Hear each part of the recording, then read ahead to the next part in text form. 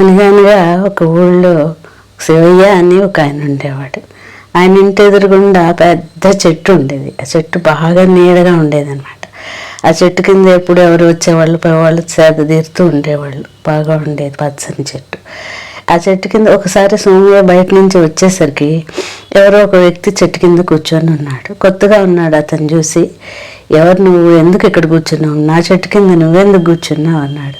అయ్యా అదేంటి, చెట్టు అంటేనే నీడొచ్చేది కదా, చెట్టు కోసం మనం ఎవరైనా కూర్చుంటాం కదా అన్నాడు. అంటే అప్పుడు అతను, ఆహా లేదు, ఇది నేను పెంచుకున్న చెట్టు, నీడ నాకే సొంతం, ఎవరు కూర్చోవడానికి వీల్లేదు అన్నాడు.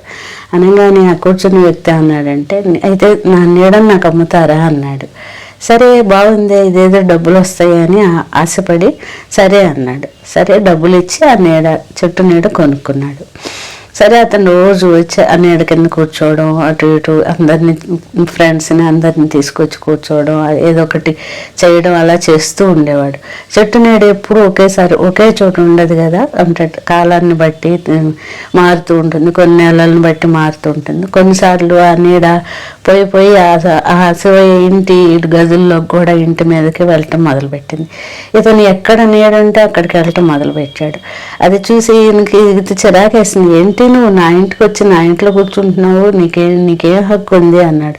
అయ్యో అదేంటండి, నేను మీ నీడ కొనుక్కున్నాను కదా, నీడ ఎక్కడ ఉంటే అక్కడికి నేను వస్తాను అన్నాడు. ఇంకేం మాట్లాడలేక అతను సహాయంగా చూస్తూ ఊరుకున్నాడు. ఇలా కొన్నాళ్ళు జరిగిపోతూ ఉంటే ఒకసారి అతను స్నేహితుల్ని, ఈ శివయ్య బంధువుల్ని అందరినీ పిలిచి ఏదో ఫంక్షన్ పెట్టుకున్నాడు. ఆ చెట్టు కింద నీడలో అందరినీ పిలిచి ఫంక్షన్లు అన్నీ చేస్తూ ఉన్నాడు. అదే సమయానికి ఈ నీడ కొనుక్కున్న అతను వచ్చి తన వాళ్ళందరినీ కూడా తీసుకొని వచ్చి కూర్చున్నాడు. వచ్చిన చుట్టాలందరూ, ఏంటి ఎవరెవరినో పిలిచావు, మమ్మల్ని పిలిచావు, ఎందుకు ఇట్లా చేసావు అని అడిగారు.